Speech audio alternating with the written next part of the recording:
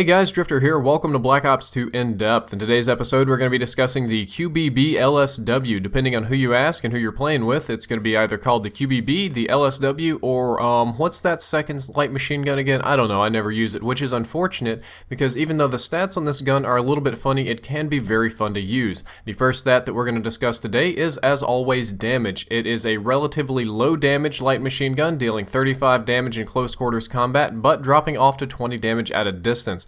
For those of you that have watched a lot of in-depth episodes, you probably already know that's less damage than some of the assault rifles in this game.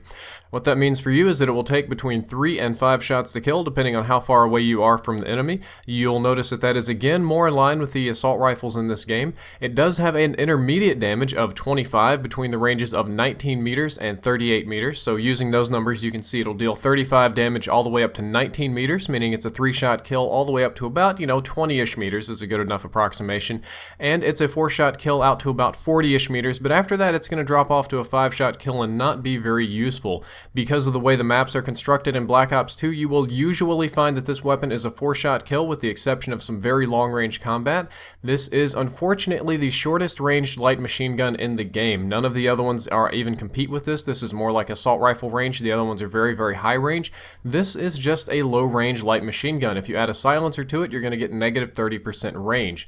It does not have a headshot multiplier either. Headshots only do 1x damage. That means that getting headshots are completely useless and you will not kill anybody any faster by shooting them in the head. Because of this, it's only logical to aim for body shots. I usually aim for the crotch and let the gun kick up, and if I pick up a headshot, it's just kind of accidental. In hardcore mode, where you only have 30 health, this is often going to take 2 shots to kill. It's going to be a 1-shot kill up close, but outside of that, 19 meter close quarters combat range, it's going to be a 2-shot kill light machine gun. This light machine gun, like the other light machine guns, has excellent wall penetration powers. It wall bangs like nothing else, but this is the lowest damage and lowest ranged light machine gun in the game, so because of that low damage and the minor penalty it still takes when shooting through walls, you're going to find that it's not as effective as wall banging as the other light machine guns, but it is definitely a step above the assault rifles. Like the rest of the light machine guns, it gets a negative 10% movement speed, so pairing this with lightweight or being prepared to move a little bit slower is going to be key. So I've talked about several negative things about this weapon. It probably sounds like I'm hating on it a lot right now, but it does have one really awesome redeeming attribute. That's its rate of fire. It shoots at 900 rounds per minute, fully automatic mode, making it the fastest firing light machine gun in the game. On top of this, it's just as fast as the fastest firing assault rifle in the game. It shoots very, very, very fast. This is the bullet hose of light machine guns. As such, it's going to have a higher than average time to kill in close quarters combat just because of that really, really high rate of fire. The recoil is somewhere in between medium and low. I initially actually just wanted to put it on low, but because it does have a higher rate of fire, it's a little bit hard to control at longer ranges, so I'm going to call it medium-low, but I really didn't have a problem controlling the recoil on this weapon. If you do something crazy like put rapid fire on it, the rate of fire increases up to 1,250 RPM, which is utterly absurd. That's faster than the Scorpion SMG. However, you get negative 55% range and considerably more kick.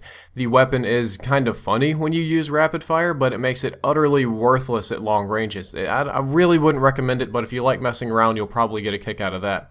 The hip fire is statistically numerically poor. None of the light machine guns have very good hip fire profiles because the hip fire box is so high, and they also aren't very good at hip firing because it has a lower RPM and you're just putting out lower shots and you have a lesser probability of hitting in a certain period of time. However, this one has a slightly higher RPM, so the hip fire works a little better. It feels a little better, even though numerically it's kind of poor. I can hip fire better with this weapon just because of the amount of lead that I'm able to put downstream.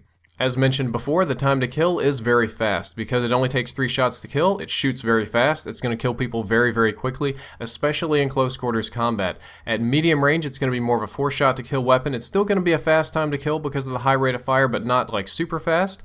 At longer ranges, you're going to need a lot of shots to kill. You're probably going to be missing a little bit, so it's going to have a slower time to kill, but do not underestimate its close range lethality. In close quarters combat, this is one of the fastest killing weapons in the game.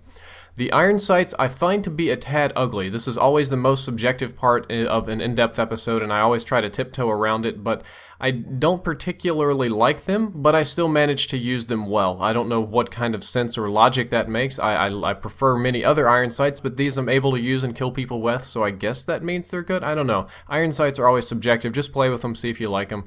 The aim down sights in and out time is 0.45 seconds in and 0.45 seconds out. Nothing fancy about that. Nice and slow like the rest of the light machine guns. If you put a quick draw handle on it, it'll be a little bit faster.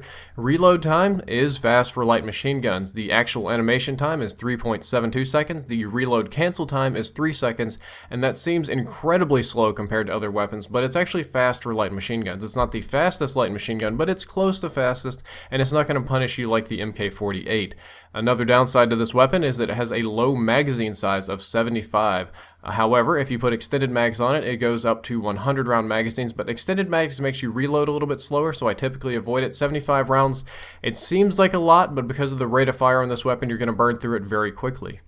This light machine gun is kind of like if the Type 25 and the Scar H gave birth to a very overweight love child.